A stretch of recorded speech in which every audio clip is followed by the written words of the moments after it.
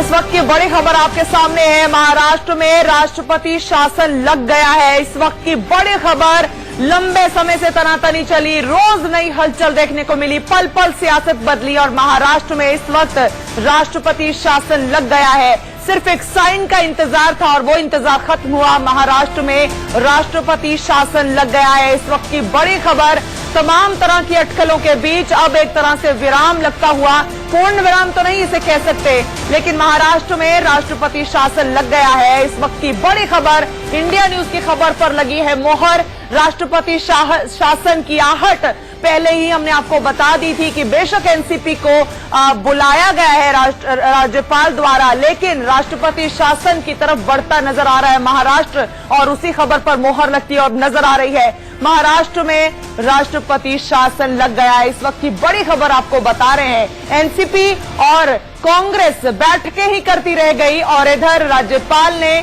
जो अपना रिपोर्ट था वो राष्ट्रपति शासन की ओर बढ़ा दिया था। बैठक हुई केंद्रीय कैबिनेट की और इस बात पर अब मोहर लग गई है, साइन हो चुके हैं। महाराष्ट्र में राष्ट्रपति शासन लग गया है। इस वक्त की बड़ी खबर आपको बता रहे हैं। तमाम बैठकें, तमाम जोड़ तोड़ बेअसर रहा। इंडिया न्यूज की खबर पर ये मोहर लग गई है, राष्ट्रपति शासन लग गया है। गवर्नर की सिफारिश के बाद राष्ट्रपति ने मंजूरी दे दी है और गवर्नर की सिफारिश इस आधार पर थी कि एक स्थिर सरकार बनती नजर नहीं आ रही, जिसके मद्देनजर स्टेट की बेहतरी के लिए इस वक्त राष्ट्रपति शासन ही बेस्ट ऑप्शन बचती है। तो इस वक्त की बड़ी खबर आपको बता रहे हैं।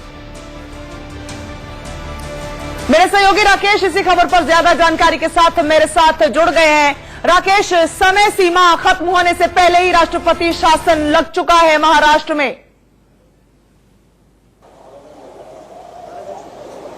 देखिए, केंद्रीय कैबिनेट की अनुशंसा, जिस तरह से राज्यपाल की जो सिफारिश थी और उसमें सिफारिश में साफ तौर पे कहा गया था कि जो स्थिति है यहाँ पर अनुच्छेद 356 के तहत राष्ट्रपति शासन लागू होना चाहिए और उसको केंद्रीय कैबिनेट ने मंजूरी दी थी। अब केंद्रीय कैबिनेट की अनुशंसा को राष्ट्रपति ने सिग्नेचर कर लिया है, यानी महाराष्ट्र में राष्ट्रपति शासन लागू हो चुका है। चुनाव के परिणाम के 20 दिनों के बाद तक कैबिनेट ने मंजूरी दी थी। अब केंद्रीय कैबिनेट की अनुशंसा को राष्ट्रपति ने सिग्नेचर कर दिया है, यानी महाराष्ट्र में राष्ट्रपति शासन लागू हो चुका है। चुनाव के परिणाम के 20 दिनों के बाद तक लगातार जिस तरह से सियासी हलचल थी और आखिरकार कोई भी दल सरकार बनाने की स्थिति में नहीं था, समय भले ही अलग अलग दलों को दिया गया, लेकिन जिस तरह से राज्यपाल की ओर से रिपोर्ट जो है सरकार, केंद्र सरकार को भेजी गई, उसमें साफ तौर पे कहा गया कि संविधान के तहत कोई भी सरकार जो है बनाने की स्थिति में नहीं है। ऐसी स्थिति में राष्ट्रपति शासन लागू किया जाए और उसी के तहत जो है केंद्रीय कैबिनेट ने उस पर मोहर लगाई और अब केंद्रीय कैबिनेट की अनुशंसा को राष्ट्रपति ने सिग्नेचर कर दिया है। ठीक है, तो राष्ट्रपति ने मंजूरी दे दी है। इसी खबर पर मेरे साथ मेरे सहयोगी अभिषेक भी मुंबई से जुड़ रहे हैं। अभिषेक, ये महाराष्ट्र के लिए बड़ी खबर, महाराष्ट्र की राजनीति में ये नया अध्याय लिखा गया है। एनसीपी को वक्त मिला मिलने का, वो मंथन और चिंतन में लगी रह गई और इधर राष्ट्रपति शासन लग गया।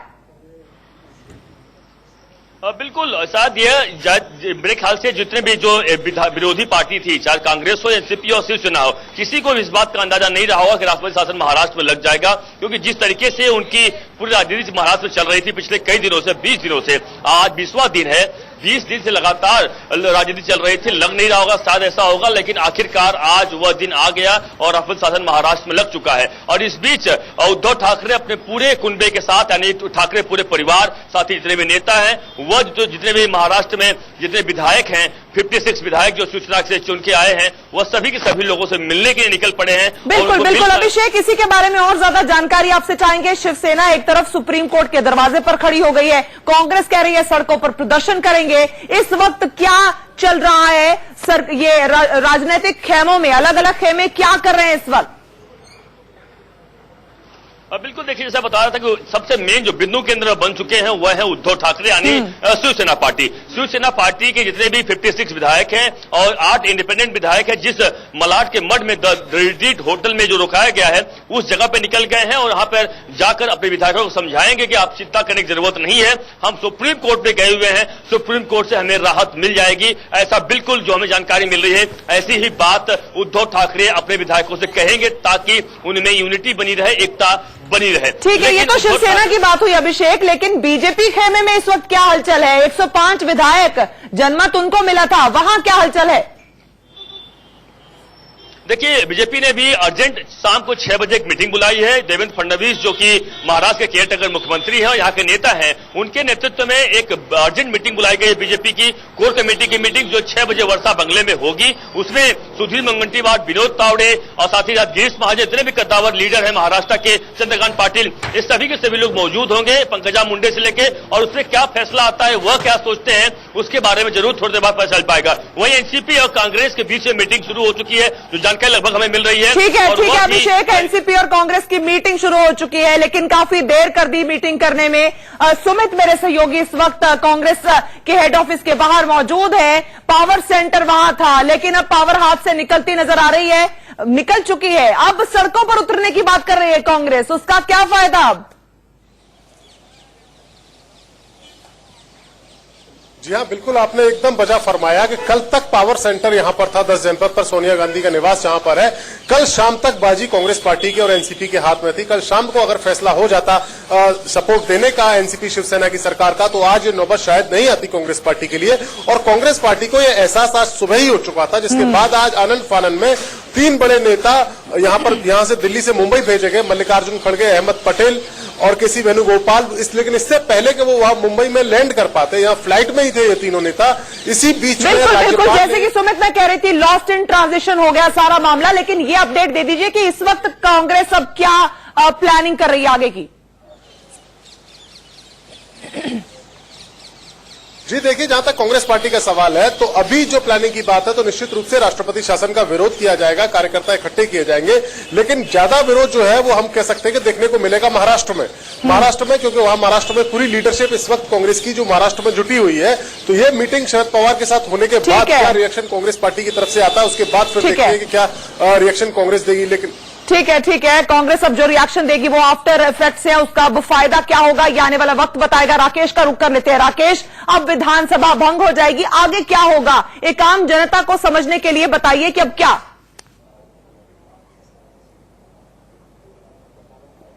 देखिए, अभी की सबसे बड़ी खबर यही है कि गृह मंत्रालय में पूरे मामले को लेकर ऑफ कैंप ब्रीफिंग है कि आखिरकार किन परिस्थितियों में आखिरकार महाराष्ट्र में राष्ट्रपति शासन लागू किया गया है।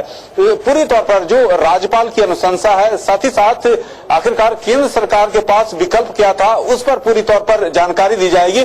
रही बात कि जिस तरह से वहां पर राष्ट्रपति शासन लागू करने की बात, तो उसको लेकर भले ही जो है चाहे कांग्रेस, एनसीपी, शिवसेना विरोध करे, लेकिन सीधे तौर पर केंद्र सरकार की ओर से और खासकर बीजेपी की ओर से यह मुद्दा उठाया जाएगा कि सभी दलों को समय दिया गया था कि अगर परिणाम आने के 20 दिनों के बाद, करीब 20 दिन की बात करें, तो 20 दिन तक सियासी हलचल चलता रहा और सरकार कोई भी दल बनाने की स्थिति में नहीं रहा। और आखिरकार राज्यपाल ने जो अपनी रिपोर्ट भी केंद्र सरकार के पास भेजी थी, उसमें इसी बात का जिक्र किया गया था कि जो स्थिति है, यानी संविधान के मुताबिक यहाँ पर सरकार बनाने की स्थिति नहीं है। ऐसे में यहाँ पर धारा 356 के तहत राष्ट्रपति शासन लागू किया जाना चाहिए और उसको केंद्रीय कैबिनेट ने मुहर लगाई। अब जो है राष्ट्रपति ने भी उसको मंजूरी दे दी है। तो ऐसी स्थिति में अब ये देखना काफी महत्वपूर्ण होगा कि आखिरकार कांग्रेस की बात करें, शिवसेना और एनसीपी की ओर से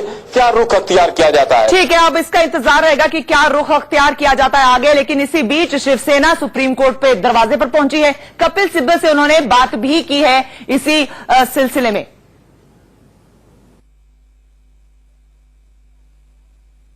बातचीत करने के लिए वरिष्ठ वकील और पूर्व केंद्रीय मंत्री कपिल सिब्बल साहब मौजूद। सर, महाराष्ट्र में जो राजनीतिक स्थिति चल रही थी, गवर्नर ने पहले टाइम दिया शिवसेना को, शिवसेना गई, शिवसेना ने कहा हमें और समय चाहिए, नहीं दिया। उसके बाद एनसीपी को आज तक का समय था कि 8 बजे तक एनसीपी जा सकती थी विधायकों के पत्र के साथ कि हाँ भाई ये मैजिक नंबर्स हमारे पास है, हम सरकार बनाना चाहते हैं। कांग्रेस, एनसीपी, शिवसेना की बातचीत चल रही थी, लेकिन उसके बाद गवर्नर ने तुरंत रिकमेंडेशन दे दी कि वहां राष्ट्रपति शासन लगना चाहिए। आपको कई और आशा थी, आप समझते थे गवर्नर साहब संविधान के मुताबिक अपना निर्णय लेंगे। ये तो आप हाल देख ही रहे हो, हर प्रदेश में यही हाल है। जहां भी गवर्नर इनके नियुक्त किए हैं, बैठे हुए हैं, जो ये कहते हैं वो करते हैं। अब जब आपने किसी एक दल को 3 दिन का टाइम नहीं दिया, अभी 8:30 बजे तक का टाइम था एनसीपी का, उसके पहले प्रेसिडेंट्स रूल इम्पोज कर दिया, तो ये बातें पहले ही होनी चाहिए थी। बीजेपी को मालूम था कि उनकी सरकार नहीं बनने वाली, फडणवीस साहब नहीं बनने वाले मुख्यमंत्री, तो गवर्नर साहब को पहले ही बुला लेना चाहिए था। और अगर कर्नाटका में आप 2 हफ्ते 3 हफ्ते दे सकते हो, तो यहां 3 दिन नहीं दे सकते। नहीं सर, मेरिट के हिसाब से कहा जा रहा था कि 9 तारीख तक ये हो सकता था, 10 तारीख को या तो सरकार बनती या तो राष्ट्रपति शासन लगता। उससे पहले फिर करना चाहिए था निर्णय, उससे पहले गवर्नर साहब को बुलाना चाहिए था।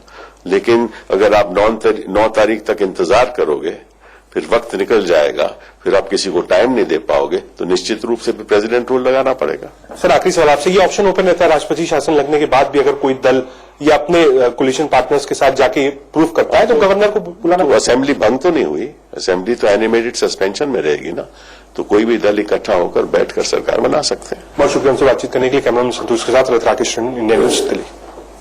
सीधा रुख करते हैं अभिषेक का, उनसे जान लेते हैं कि शिवसेना आगे क्या करेगी, क्योंकि खाया पिया कुछ नहीं, गिलास तोड़ा 12 आने, अपना गठजोड़ भी टूट गया, हाथ फिर कुछ नहीं लगा।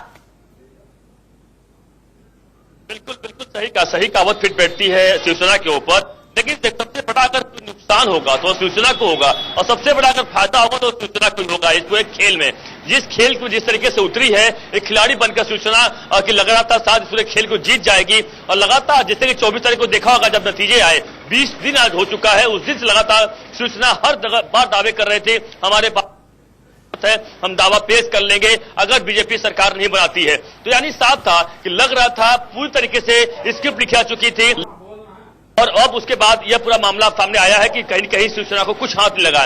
देखिए, कह सकते हैं कि शिवसेना की एक बहुत बड़ी हार होगी अगर पूरे तरीके से प्रदेश में, जो कि एक देश क्षेत्रीय पार्टी के तौर पर जानी जाती है शिवसेना, महाराष्ट्र में कम से कम उसकी जो ताकत है, अगर इस बार पूरी तरीके से अगर चूक गई। सुप्रीम कोर्ट में कल मामला है, सुप्रीम कोर्ट में अगर मान लीजिए शिवसेना को कोई सहूलियत नहीं मिलती है, कोई राहत नहीं मिलती है, तो एक बड़ा झटका वहां से भी लग सकता है, और पहले एक बड़ा झटका लग चुका है महाराष्ट्र के राज्यपाल से। यानी अभिषेक, अब शिवसेना के पास अगर कोई सहारा है तो वो सुप्रीम कोर्ट है, वरना उनकी स्थिति बेहद खराब, क्योंकि ना सीएम बन पाया उनका और ना ही एनडीए उनके साथ रहा।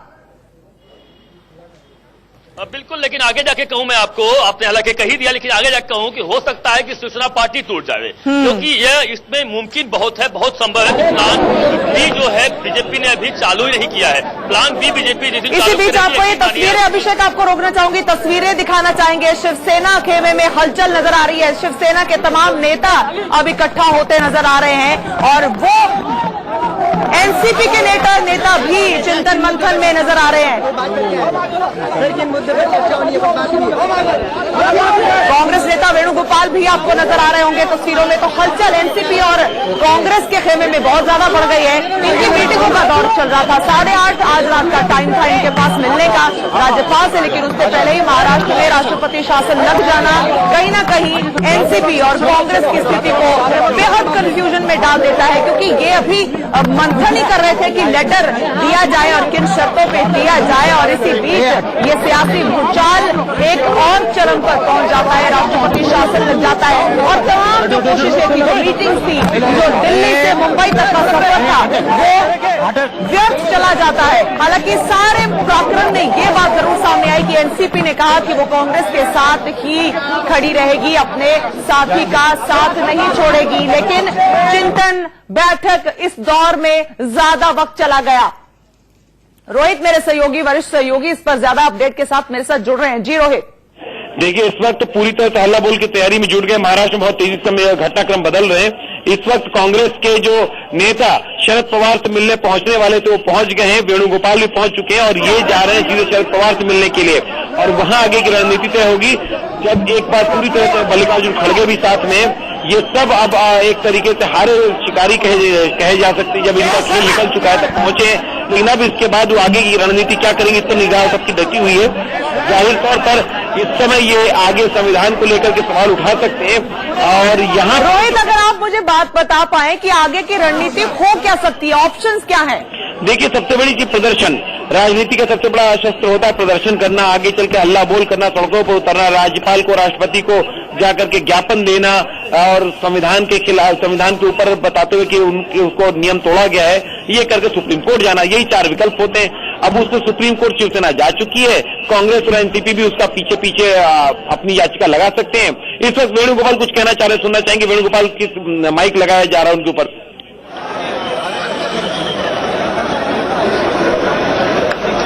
देखिए, चुप्पी साधी हुई है। अहमद पटेल भी दिखाई दिए, अहमद पटेल भी पहुंचे हैं, रणनीतिकार। जो सूरत में जो चुनाव का रणनीति देखा गया था हम लोगों ने कुछ पहले, अहमद पटेल भी पहुंच चुके हैं, वेणुगोपाल भी पहुंच चुके हैं और वहीं पर आपके सामने मल्लिकार्जुन खड़गे जो कि महाराष्ट्र के इंचार्ज थे वो भी पहुंच चुके हैं। ये सब पहुंचे लेकिन चुप हैं, किसी के मुंह से कुछ नहीं निकल रहा है क्योंकि सब लेट कर चुके हैं, देर हो चुकी है और राष्ट्रपति शासन लग चुका है। इस बीच शिवसेना अपनी अलग रणनीति बनाने के लिए, थोड़ी देर पहले हमने बताया था, हमारे संवाददाता अभिषेक भी थे, अभिषेक बता रहे थे वहां पे क्या रणनीति चल रही है। अभिषेक, आपके पास कोई जानकारी और आ रही है क्या इस वक्त कि शिवसेना, एनसीपी, कांग्रेस इन सब के बीच क्या कोई बैठक होने वाली है इस वक्त?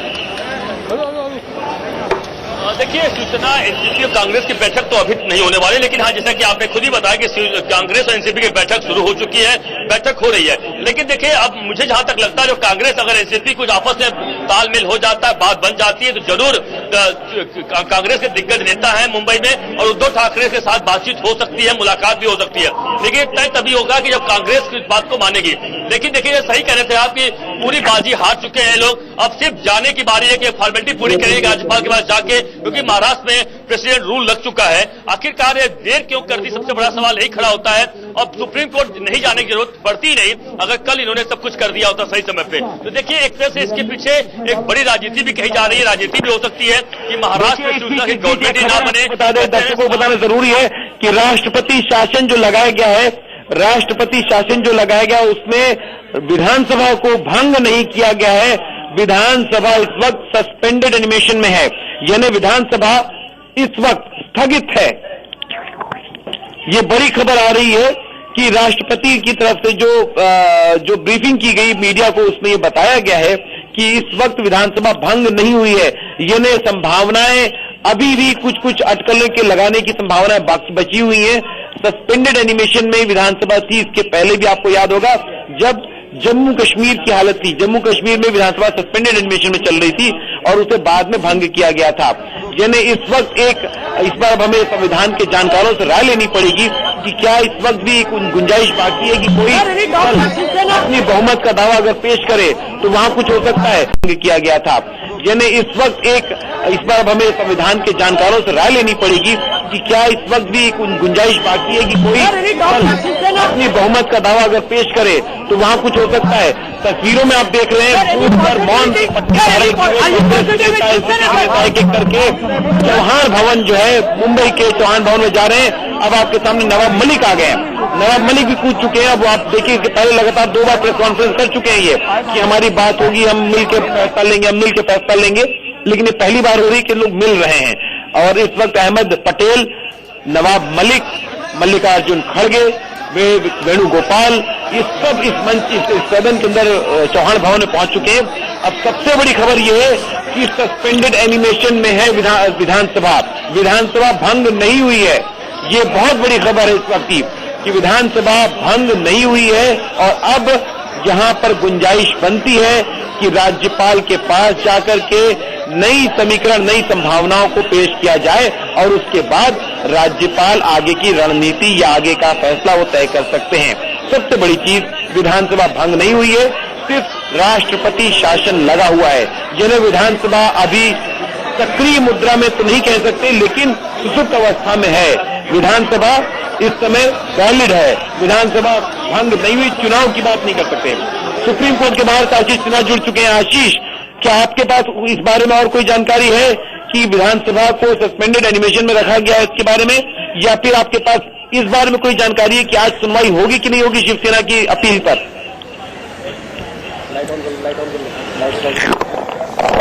देखिए, शिवसेना की तरफ से रोहित एक दूसरी याचिका तैयार की जा रही है जिसमें वो राष्ट्रपति शासन लगाने के फैसले को चुनौती देंगे। पहले एक याचिका दाखिल की गई थी जिसमें राज्यपाल के फैसले को चुनौती दी गई थी, जिसमें शिवसेना ने कहा था कि उन्हें 3 दिनों का वक्त मांगा था उन्होंने राज्यपाल से, लेकिन राज्यपाल ने नहीं दिया। सरकार बनाने का दावा उनका खारिज कर दिया। वो याचिका फिलहाल अभी लंबित है। एक और याचिका अब with in half an hour ये फाइल होगी सुप्रीम कोर्ट में, जिसमें राष्ट्रपति शासन लगाने के फैसले को चुनौती दी जाएगी। चूंकि अभी जो असेंबली है वो सस्पेंड है, इसलिए उम्मीदें अभी बाकी हैं। ये नहीं कह सकते रोहित की उम्मीदें खत्म हो गई हैं, उम्मीदें बाकी है। भंग होना और स्थगित होना दो बहुत अलग बातें हो जाती है, क्योंकि हमने जम्मू कश्मीर में ऐसा देखा था, कई राज्यों में हमने ऐसा देखा था कि अगर असेंबली सस्पेंड होती है उस दौरान अगर कोई पार्टी है जो सरकार बनाना चाहती है उसको ज्यादा आज सुनवाई होने की उम्मीद आपको नहीं लग रही कि आज शिवसेना ने जो अर्जेंट याचिका अपनी दाखिल की है उस पर सुनवाई आज होने की गुंजाइश या संभावना आपको लग रही है कि कहीं से कुछ आज हो पाए हलचल, जैसा आपने पहले बताया था कि शायद संभावना बहुत कम है? रोहित, जैसे जैसे समय बीतता जा रहा है वैसे वैसे उम्मीदें भी खत्म होती जा रही हैं। मैंने 4 बजे भी कहा था जब हमारी बात हुई थी कि सीजेआई जस्टिस रंजन गोगोई के काम करने का तरीका बेहद अलग है। अगर उनको लगता है कि इस मामले में तुरंत सुनवाई की जरूरत है तो वो करेंगे, नहीं लगता तो वो सीधे कहेंगे कि कल सुबह ठीक 10:30 बजे आप मेंशनिंग करिए। जो कर्नाटका वाले मामले में सुनवाई हुई थी वो जस्टिस दीपक मिश्रा के सामने मेंशन हुआ था, उस समय सीजेआई जस्टिस रंजन गोगोई नहीं थे। लेकिन अब चूंकि सीजेआई जस्टिस रंजन गोगोई है तो बड़ा मुश्किल है, लेकिन फिर भी उनके वकील ये कह रहे हैं कि हम आधे घंटे में फाइल करेंगे, इंतजार करिए, फिर कोशिश करेंगे कि आज मामले को सूचीबद्ध किया जाए। आज नहीं तो कल सुबह के लिए प्रयास करेंगे और हम यही चाहेंगे कि सुप्रीम कोर्ट राज्यपाल को ये निर्देश दे कि हमें कम से कम 3 दिनों की मोहलत दी जाए, ताकि हम बहुमत का जो जादुई आंकड़ा है उसका जो लिखित है, यानी सभी पार्टीज का जो समर्थन पत्र है वो हम राज्यपाल को दे सकें। जी बिल्कुल सही कह रहे हैं कि इसके ऊपर विचार हो सकता है या नहीं हो सकता है, संभावना बहुत कम है इस बात की कि आज विचार होगा। लेकिन सबसे बड़ी खबर इस वक्त जो हम लगातार बता रहे हैं कि अभी इस वक्त महाराष्ट्र में पूरी तरह से उम्मीदें नहीं सूखी हैं। उर्वशी खोना भी जुड़ गई है हमारे साथ। उर्वशी, आपको वहां पर उर्वशी के साथ संपर्क अभी थोड़ा वक्त लगेगा। मीता, फिलहाल ये जो हमारे साथ अभिषेक जानकारी दे रहे थे, अभिषेक आपके पास क्या जानकारी है? शिवसेना वहां पर जाकर के होटल के अंदर क्या रणनीति बनाने जा रही है? क्या वो सड़कों पर उतरेंगे या फिर दोबारा अपनी याचिका पर मंथन करेंगे? और देखिए, शिवसेना की तरफ से ऐसा कोई भी तक ऐलान नहीं किया गया क्योंकि आगे की रणनीति क्या होगी। आगे की रणनीति मतलब यानी रोड पर उतरेंगे या नहीं उतरेंगे। लेकिन हाँ, उद्धव ठाकरे गए हैं, जो इतने विधायक उनके हैं रुके हुए हैं रिसोर्ट में, वहां ढांढस बधाएंगे उनको कि नहीं आप घबराइए मत, हम आपके साथ है। लेकिन रोहित देखिए, एक दो सवाल है जो लोगों के जहन में आ रहा है, जो हमारे कुछ लोगों से बातचीत हो रही थी। यह सिर्फ और सिर्फ कह सकते हैं शिवसेना का एक और नया नाटक कर सकते हैं। कारण साफ है कि अगर जब महाराष्ट्र की जब विधानसभा भंग नहीं हुई है तो आप सुप्रीम कोर्ट जाके क्या बताना चाहते हैं? अगर आपके पास बहुमत है तो आप गवर्नर के पास जाइए, क्लेम करिए, गवर्नर आपको बुलाएंगे और आप सरकार कभी बना सकते हैं। तो जानबूझ के आप ये दिखाना चाह रहे हो कहीं न कहीं एक पॉलिटिकल मेजेंडा, कहीं न कहीं एक पॉलिटिकल गेन करने के लिए कि हाँ हम कुछ तो कर रहे थे, क्योंकि जाहिर सी बात आपके पास बहुमत नहीं था, इसलिए आप क्लेम नहीं कर पाए, आप सिद्ध नहीं कर पाए। और उसी वजह से कहीं न कहीं गवर्नर को लगा कि नहीं वहां महाराष्ट्र में गड़बड़ी स्थिति हो सकती है, इसलिए उन्होंने यह कहीं न कहीं एक्सरसाइज कर दी। ठीक है अभिषेक, इसी बड़ी खबर पर हम लगातार बने हुए हैं, आगे भी बने रहेंगे। तमाम अपडेट के साथ फिर हाजिर होते हैं। छोटे से ब्रेक के लिए रुक रहे हैं।